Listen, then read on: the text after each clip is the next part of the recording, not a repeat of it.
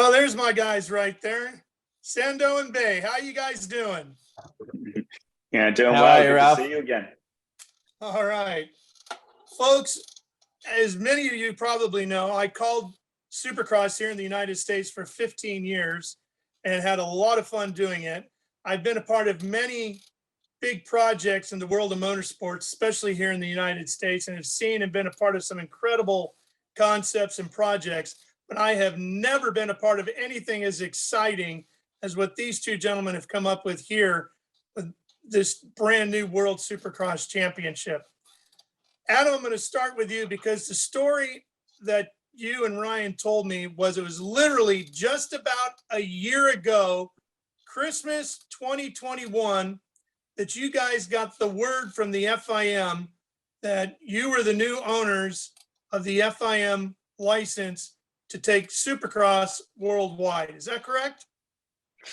Yeah, that's true, Ralph. It's a hell of a whirlwind, to be honest. I mean, we started the conversations around mid 21 when we heard that Feld Entertainment, that had the rights around 20 years, were handing those back to the FIM. And we just saw it as a huge opportunity, to be honest. And as soon as we heard that, we got to work on building a business plan and finding our investors, which we did in Mubadala Capital, and winning those rights with FIM. So to do that, and then a year later be off the back of two great events was awesome, and exciting for what's to come in the future. Not even a year, Ryan. You guys are what, 10 months after getting that on Christmas? Here we were in Cardiff, Wales, dropping the gate on the first ever World Supercross Championship. You know, if I talk to any other promoter I know over here in the States about putting on any event, they'd be, hey, we need a solid year and a half, maybe 2 years before we're ready to tackle something. If maybe just one big signature event. You guys put on a whole series on opposite ends of the world, oh, by the way. Yeah, thank you, Ralph. And, Adam did a tremendous job finalizing 10 teams. I mean, he had to select from 43 team applications to select the 10 World Supercross teams that are now appointed in the championship, for the definite future, which is really exciting. So there's a tremendous spread of teams. We've got 2 French teams, 2 teams in Australia, Italian team, and 5 US teams. So Adam did a tremendous job from the, World Supercross team perspective, and then that led to the riders, obviously, and 40 riders to be announced. So as you saw, we didn't announce the events till July.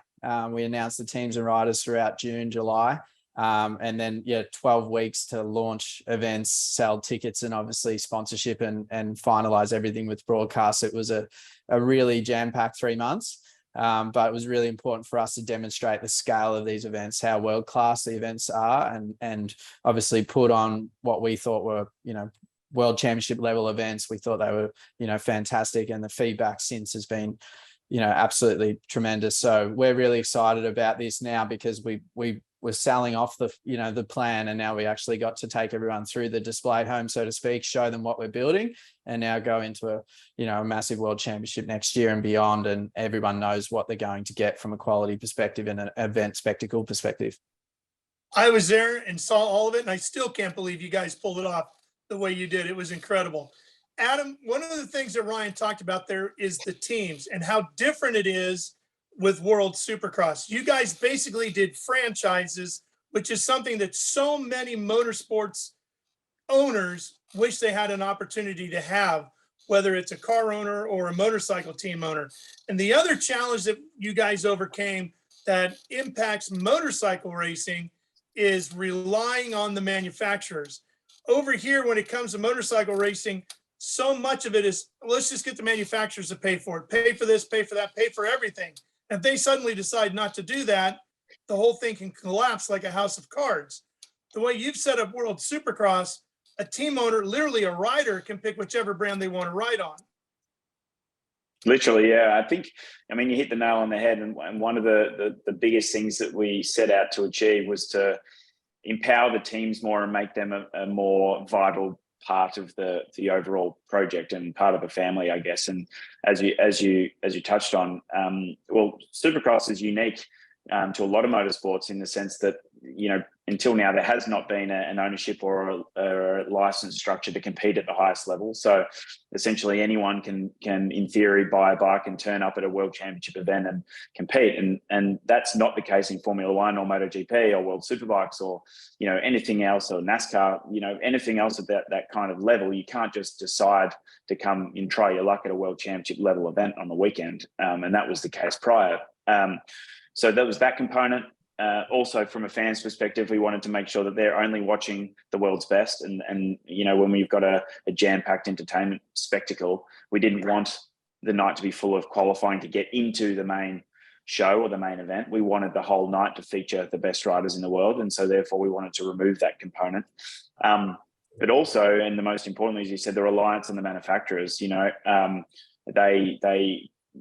contribute the lion's share, for Supercross racing and motocross racing around the world. And it's odd that the Supercross teams and the Supercross riders that compete at the highest level previously are paying to do that, or paying for that right, as opposed to being paid or being treated as the stars of the show. So for us, we wanted to go about flipping that so that the teams are the stars of the show, as are the riders. And they are, essentially sharing in the success as we grow. And like you said, they're not reliant on manufacturer support to survive. Obviously, they'll want it, and in time they'll earn it, I'm sure. But it's not key to the survival of the series. So Ryan, we have 22 riders in the gate. We have 10 teams. The other 2 slots in the gate are wild cards that are chosen based on the country that we're racing in that given weekend. Each team owner has 2 riders competing in the 450 category, the Premier World Supercross Championship, and then 2 riders competing in our WSX2 category, which is the 250 category. And then we also have 2 wild cards there as well. So if I'm a team owner sitting around here listening to this, and I think what you guys have going is pretty exciting, how do I go about getting in now that you have 10 teams? Well, the exciting thing, for this and what we wanted to build was a world championship for the 450 class, the WSX Premier class, the 250 class. So have a world championship for them, because in previous it was a East and West Coast championship, and then also have a teams world championship and a manufacturers world championship. So the teams now with SX2 riders and WSX racing for them, it doesn't matter if an SX2 rider gets 6 in a race, it contributes to the overall teams championship. So it makes for television, a really exciting prospect that in the last dying stages at the last round, everyone's contributing to the overall for the teams world championship. So it's unique compared to Formula One. F2 don't contribute to the Formula One, obviously, points. In MotoGP, obviously, you don't have the second tier Moto2 contributing to the team's overall points. So it's a very unique proposition in motorsport, and we think a very exciting one, because it has a pathway for SX2 to be, heroed, and obviously they're as important from a points perspective as the WSX class. And to answer your question, from a team ownership point of view, the only way that a team owner can get involved is either buy into a team and go into collaborative team ownership with one of the teams that currently exist, or from a manufacturer perspective, get involved with one of the teams and buy into the team or support the team from a factory perspective. So it puts the 10 teams in a really strong position, and those 10 team owners that, jumped on board in this inaugural year. And we wanted to set that up. We wanted them to get the benefit of joining this championship, because it was a risk. And as I said, Adam, worked through 43 team applications. So there was a lot of new team applications from not just Supercross, Motocross, but also other motorsport disciplines, which is what we were hoping to achieve. So we expect more motorsport team owners from different categories to come and look at this and get involved. And we hope to have, ultimately, major teams from IndyCar or major teams from even Formula One or team owners from GT racing get involved with these teams and give them financial stability. And commercially it works, because we're a much younger fan base. So we can attract the millennials, Gen Y, Gen Z. We can be a new younger motorsport property that attracts, 43% female, which is really high, and obviously very strong male following. But the younger audience, the family audience, is so hard to tap into. We've got this audience captivated. We've got the youth, which is what's so exciting about this property and World Supercross's future. Adam, this ownership stake now is pretty hot piece of property these 10 guys got a hold of. They really have something now. And you actually do have Rick Ware, for example, has IndyCar teams and NASCAR teams, NHRA teams, IMSA teams. Rick's in just about everything. And now he's an SX2 championship team owner with Shane McElrath winning the championship in SX2 this year. So what other types of owners do you have? How did you decide these 10 guys were the ones for you? I mean, we've got a great combination, really. There's some existing, long-standing Supercross team owners like a Mike Genova at Motor Concepts Honda. They've had a fantastic, history in racing in the US for a long period of time, very successful. The CDR Yamaha team is owned by Craig Dack here in Australia. He's the number one, motocross, supercross team in Australia for the last 20 or 30 years, I believe. So hardcore races there. Same with Yuriv Konski. He has a team here in Australia and a team in the US. Again, hardcore racer. But you've got Rick Ware that has had some history in Supercross many years ago, but didn't currently have a team.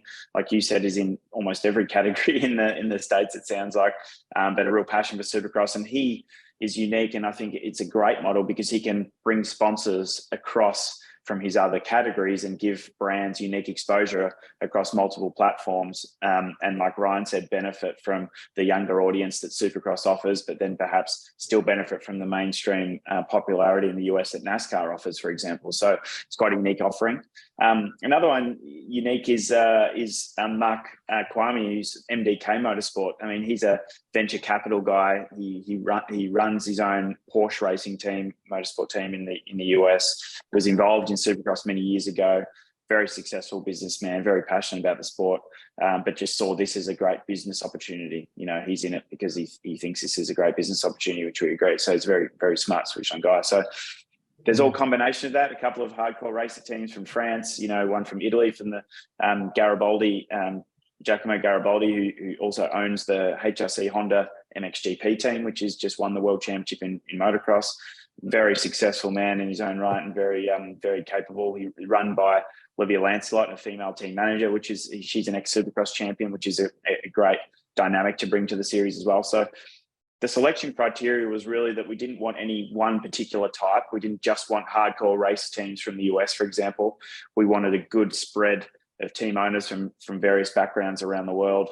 And whether they're not just Supercross teams, but experience in other forms of motorsport to broaden, the interest, broaden their knowledge base, I guess, within our 10 team owners. Because, one thing we've been clear about is that, we're wanting to run this championship and push it forward for many years to come. If you've got 10 people in the room and 10 team owners, you want them to, it's like having a board almost of people that you can lean on for their experience and for their knowledge and share the passion for what you're trying to achieve. And I think where we landed was an incredible group of people that see the opportunity here for World Supercross and are as passionate about its growth as what we are. So that's probably the best thing about it. Well, you and Ryan are both very passionate about the sport. You've been running the Australian Supercross Championship for years down under, and it's going on right now as we speak. And we just had a race again this past weekend in Newcastle. There was a huge success. That series has been going great. And just about the time you were thinking about expanding outside of Australia, this World Championship license became available and off you two went running. But you didn't do it just by yourselves. There's two things I think you did that just shows how smart you guys are about approaching this. You brought in Tony Cochran as well from down under, who made V8 Supercar a spectacular series. And you found an incredible financial partner in Mubadala out of the United Arab Emirates. Let's talk about both of those. Ryan, why don't you start first with Mubadala and what that means for your company? It's really exciting for us with Mubadala Capital, and obviously the other board directors that we added was Tavo Helmond, who founded the Circuit of the Americas, and also with his father has run the Mexican Formula One Grand Prix for many years. So very connected in Formula One and very close friends with Bernie Eccleston. He's been a great addition to our board. And Tom Potter is one of also our founding directors, who runs Rush Sports Group and been at Williams Formula One and been very connected in Formula One for many years. So he helped introduce Mubadala Capital. Tom was really integral in that. And it's been, tremendous for us, not only financial support, but obviously both board directors, Russ and Matt, Americans, very, very connected and very experienced in their own right. Russ was CEO of Virgin Entertainment Group and worked with Richard Branson. He's also run and owned the LA Marathon. He's very experienced in sporting events himself. And Matt Kim heads up the whole Mubadala Capital Sports and Entertainment Fund. So they've got incredible properties, including Formula One, Abu Dhabi Formula One Grand Prix, Brazilian Formula One Grand Prix. They basically were in the inception of the UFC, so they've been involved since the beginning.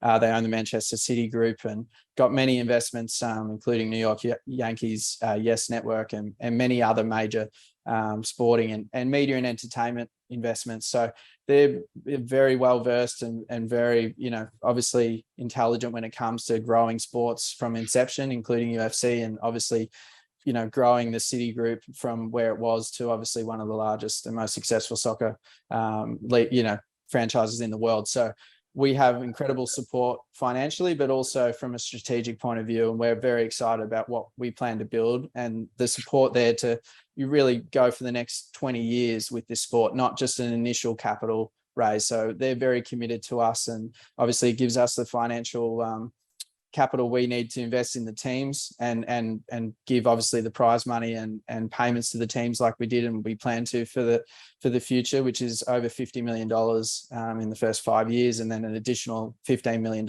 in prize money over the first 5 years. So huge capital required to do that and to put on the scale of these events. These are $4.5 million US events or more. So they're very expensive events to put on, but it allows us to, bring incredible entertainment and world-class TV production, which you were part of, Ralph. So we're really investing into this sport, and we want to be the next MotoGP of stadium-based motorsport. That's the vision, that's the goal, and we want to grow Supercross and Motocross fandom all over the world. We want to, get more people involved in the spectacle of Supercross, and then get into the grassroots of this sport, and we want to do that globally. So it's really exciting.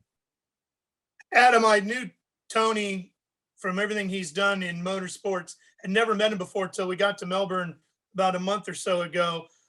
That man is absolutely brilliant, and I was mesmerized in conversation with him by the way his mind thinks and the things that he was saying. For example, 30% of the dirt bike market is sold here in the United States, which is huge, significant chunk of the market. However, that means there's 70% sold somewhere.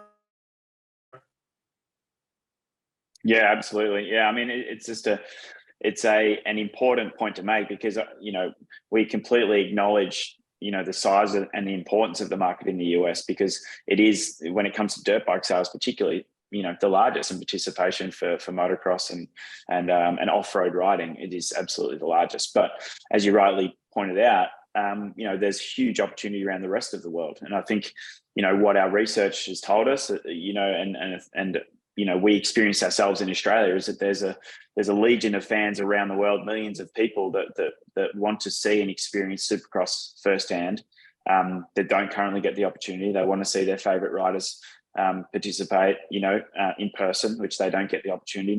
I think in the US, you guys become desensitized to the fact that if you're in Southern California, particularly, you can drive down to down the 15 freeway and see the factory Kawasaki track and just pull up and watch Jason Anderson ride. Now, other people around the world do not have that opportunity, and they dream of seeing him ride. And I remember as a young person myself dreaming just seeing Ricky Carmichael ride in person. And, it took a trip to the United States to actually get to see that. And it was very memorable. So, what we've set out to do is give those fans around the world that opportunity, first and foremost, to see and experience what Supercross is, but see their favorite riders in person.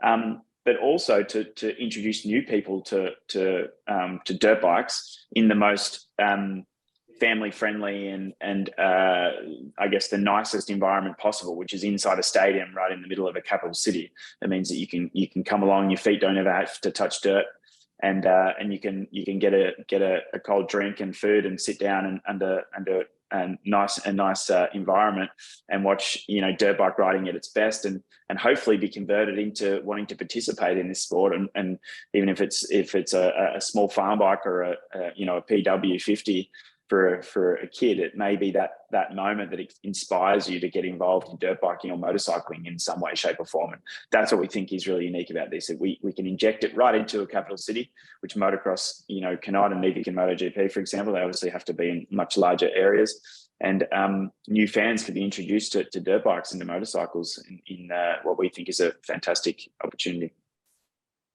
Obviously, this year we saw the PGA and the Live Golf Tours square off and had some issues there. We talked earlier today with Brad Sweet, the newly crowned World of Outlaws Sprint Car champion, who along with his brother-in-law, Kyle Larson, started up the High Limits Sprint Car Series, which immediately became a bit of a controversy with the folks at the World of Outlaws as to how that was all going to work out.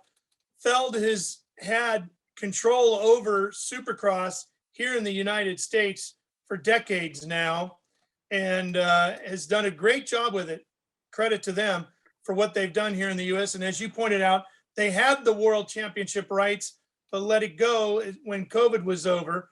You guys came in and purchased those rights. So the question is, and I'll give you guys the opportunity to explain your side of the conversation, are you looking to go head to head with Feld and with the Motocross Championship that the Coombs family has here in the United States? I think, we're definitely not. We set out right from the start and said that we weren't going to clash from a calendar perspective with Feld's championship at this point in time, which runs from January to May. To your point, though, we're huge fans of that series, and we have been from the start. I think Ryan and I have attended, almost annually for 7 years or something. We might have missed maybe one, in that period of time to go as fans and industry people to check out, the sport that we love. So we're huge fans of what they do. I think we wanted to be very clear that we're not here to take away from anything that anyone's done. We think that there's a global opportunity for the sport.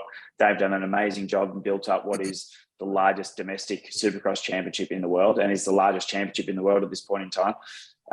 But what we're here to do is to elevate the sport to a global audience and take it around to all new regions that don't get to see it.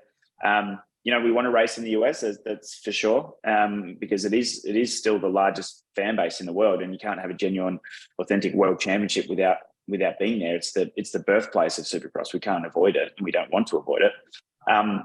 But we want to work with those guys as best as we can. And calendar-wise, it's very difficult to run, any series of events without clashing with something.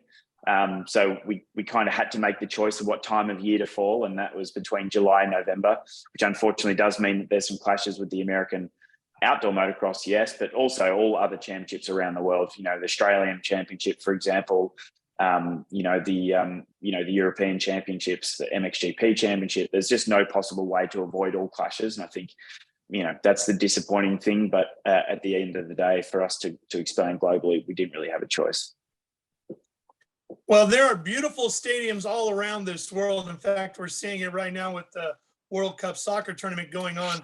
Incredible stadiums that they just finished building in Qatar for this tournament.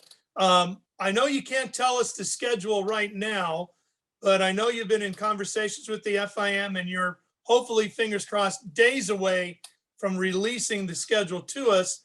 What can you tell us about the schedule and what you have in store for 23? Well, we're looking at around 6 events, perhaps 1 or 2 more. 2 or 3 events in Europe, definitely. Australia, definitely. North America, in Canada is almost certain as well. Potential for South America, and potential for Middle East expansion as well. So we definitely want to go back to the UK as well, which we obviously had a great event in Cardiff this year, and I think proves that there's a great market there. So I think we want a reasonably, it's still very fast, but as slow or incremental growth as we can to make sure it's manageable for all parties, for our teams as well. We couldn't just launch 17 events next year because it'd be too much of a financial strain. Despite all the support we give them, it'd be too much of a strain on the industry to try and grow that quickly. So we do have to plan it out incrementally. But it's coming together well. At this point in time, there's many regions that want to have events, which is a great start. There's many venues that want to have events, many promoters around the world that are interested. But we have to pick the regions that are going to be the best for us strategically to grow, and where the audiences are, whilst having a good international spread. So that's the plan, and it's all coming together at this point in time. Hopefully we'll be able to share something very, very, very soon. Ryan, our audience for World Supercross, yes, we can put 40, 50, 60, 70,000 in these incredible stadiums like Marvel Stadium down there in Melbourne that we were in. But you also have a massive worldwide television audience. You guys have worked tirelessly to build an amazing network of channels and networks around the country, around the globe, and all these different countries that are carrying World Supercross. Here in the United States, it's with Fox Sports and our FS1 channel. Nathan Prendergast heads that up, does an incredible job with our TV crew. One of the things I was so impressed with was the tools that you guys gave us to work with. We had drones inside the stadiums chasing bikes around the course. We had on-bike live cameras, which have never been done before in Supercross competition. Even if things didn't work, that was okay. We tried it. And I think the fact that we tried different things shows where you guys are with your commitment to providing the viewer with the most incredible experience they've ever had in watching Supercross live. Yeah, I mean, you worked with Nathan, and we, both Adam and I believe he's the best in the world to lead our world-class TV productions. He's incredible. I mean, not only is he an amazing operator and can lead a whole TV production team, but he even directed this year, which is a feat in itself. And it's such a fast, high-paced sport. And even Nathan said himself, it's very hard to get used to, and the speed is so much faster than any sport he's ever directed. And he's directed all the major sports in Australia, including supercars. So he's amazing, and we're very focused on innovation. So a lot of what we worked on in 22 was actually testing for 23. So we've got a lot of exciting announcements to make next year for the broadcast globally. And, similar to our FS1 Fox Sports US agreement, we'll be focused on linear TV and free to air TV wherever possible in all markets, particularly all of the markets that we're holding events. And we'll be focused on all the largest free-to-air networks we possibly can. So a big focus for us is reach. We were fortunate to be actually in over 200 million households this year. And we're very, focused on growth for the next 5 years. We want to, enlarge the audience and have the exposure to Supercross. And we'll be focused on a whole range of new, documentary style TV episodes and new, season previews and other content that we can house on our WSX TV platform and also give to our TV partners, so that more fans can get to know the sport and get involved and actually, to Adam's point, grow an affinity to the riders and teams and start to really get behind this sport. And we hope to grow them from a spectacle fan that comes to the events for the first time and gets immersed in it and really gets excited by the sport, but doesn't know much about it, and grow them into an avid endemic fan that's going to be, cheering for their heroes and following their favorite team and rider. And that's the evolution of where we're going. And we're really excited about next year because we'll have broadcast innovations that haven't been done in Supercross ever before. Some that'll be exclusive to us for the next 2 years as well. So it'll be exclusive to off-road motorcycle racing in the world for our championship. So really exciting when we get to announce that. And we've also got, someone like yourself and Jeff Emick and Kristen Beat, as the voices of our sport, which we're very proud of as well. And obviously very recognized globally for Supercross. So, we're very excited for the future, and Nathan's doing a tremendous job, and we look forward to next year and beyond. Smartest thing you guys ever did, getting me, Fro, and Kristen. No, just messing with you. I see Obviously. Here, so I know we got to wrap up. I want one final question, and Adam, I'll leave it to you. One of the things I'm so impressed with, and we're going to talk about this all week on Race Industry Week here, is how do we get people involved on the entertainment side of the racing, not just the action on the track, but in the grandstands and around, make it a fun night at the event, right? You guys knocked it out of the park with that. You brought in major musical acts in each of the countries that we were in. There was something going on all the time. So tell me what you have in store for 23 and how you guys go ahead and put that all together. And oh, by the way, Metallica announced today they're going on tour. So just dropping a hint there if you're looking for a musical act.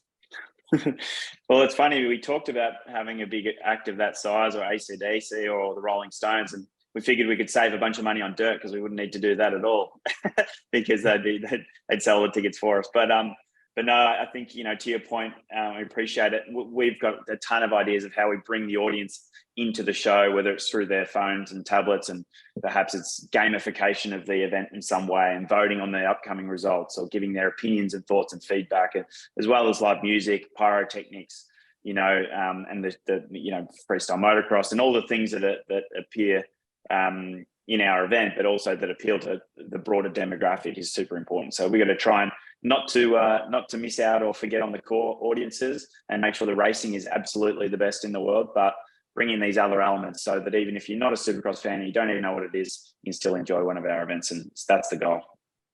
Adam Bailey, Ryan Sanderson, thank you boys very much for joining us here today on Race Industry Week. Folks, pay attention to what these guys are doing with the World Supercross Championship. It's groundbreaking and it's game-changing. If you want to know how you can improve your activities at your racetrack with your racing series, these are two guys you need to follow right there. Judy, Francis, thank you very much for having them on today. Thank you. What a sessions. Brilliant. And wishing you guys the best. And Ralph talks so much about you guys, and when we're preparing the schedule for this week, and we're so glad you're able to join us. So thank you very much. Registering on EPARTRADE is easy. To start, click on the Join for Free button on the homepage. First, search your company to see if it's already in our database. If you see your company on the list, click on it to select it. Then, choose Claim Company if you are one of the decision makers, an owner, marketing person, or main company contact. Or choose Join Company if you are an employee, and press Continue. If you couldn't find your company in our database, select Register a New Company. On the following page, fill out your name, email, phone number, job title, and choose a secure password. If you chose Register a New Company, you'll need to choose your business type. Select Supplier if you're looking to display products or services and connect with buyers. Choose Racing Business if you're looking to source new parts and connect with suppliers. Choose Race Team if you own or are a member of a professional race team. Then, enter your company name. Please provide a website, Facebook page, or LinkedIn if you have one, and choose to either claim or join the company. You can view and agree to our terms of use here. If you'd like to receive our weekly newsletter, choose Accept. Finally, click Register Now and your registration will be submitted for approval. An email will be sent to your inbox. Please confirm your email address and you will be approved shortly. Welcome to EPARTRADE.